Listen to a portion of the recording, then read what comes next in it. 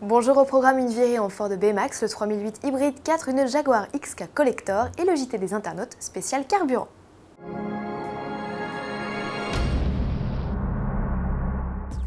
Le B-Max prend l'air dans une publicité, l'occasion de porter un nouveau regard sur le petit frère du C-Max, révélé au Salon de Genève en mars dernier.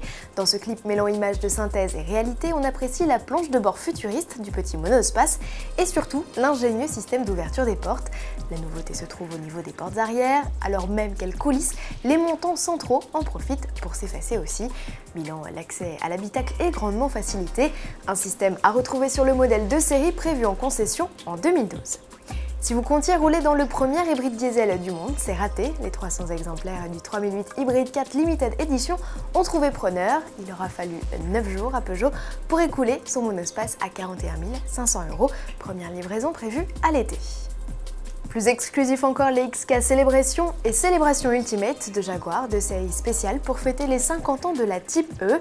Leur différence avec les classiques XK, leurs accessoires chromés, oui d'aération et coque de rétroviseur, et les badges Jaguar Héritage rouge. La version Ultimate ajoute un système d'entrée sans clé, un pare-brise chauffant, des phares adaptatifs et un contrôle de pression des pneumatiques. Elle se la joue aussi plus select puisqu'elle n'est proposée qu'à 5 exemplaires en France. Voici la grille des tarifs.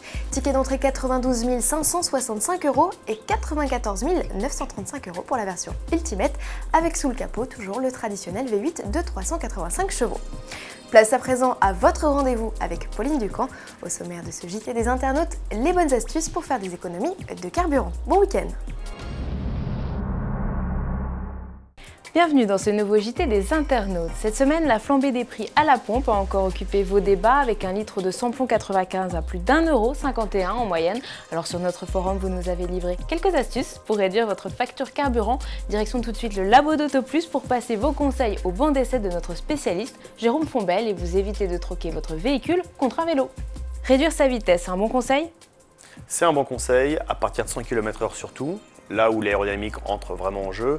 En dessous, la différence n'est pas énorme, surtout que le plus important n'est pas la vitesse, mais le régime moteur. Donc il faut surtout rouler avec un rapport supérieur dès que possible, mais réduire sa vitesse, c'est valable sur autoroute particulièrement. Gonfler correctement ses pneus, bon conseil? C'est primordial même. Primordial puisque d'une, au niveau sécurité, on évite l'éclatement et l'usure prématurée des pneumatiques, mais là on peut gagner facile 2-3% juste pour 100 grammes de moins, donc c'est très très important. Ne pas utiliser la climatisation, bon conseil ou mauvais conseil?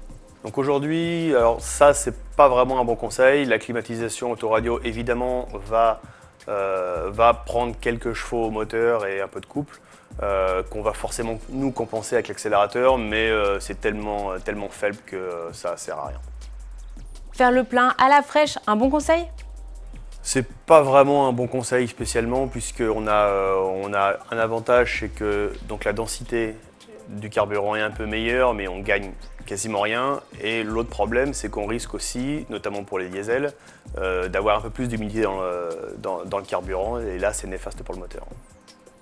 De nombreux sites vous permettent également de comparer les tarifs des stations avant de passer à la pompe. Retrouvez la liste en détail sur notre site internet. Allez, avant de nous quitter, Jérôme nous donne une dernière astuce, la plus importante à ses yeux. Alors surtout, c'est en décélération, tout ce qui va être descente, freinage, arrêt complet, laisser les rapports engagés.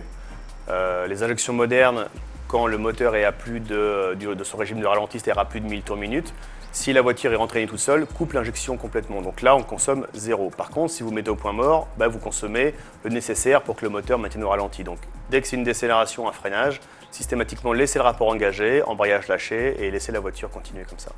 Allez, à la semaine prochaine.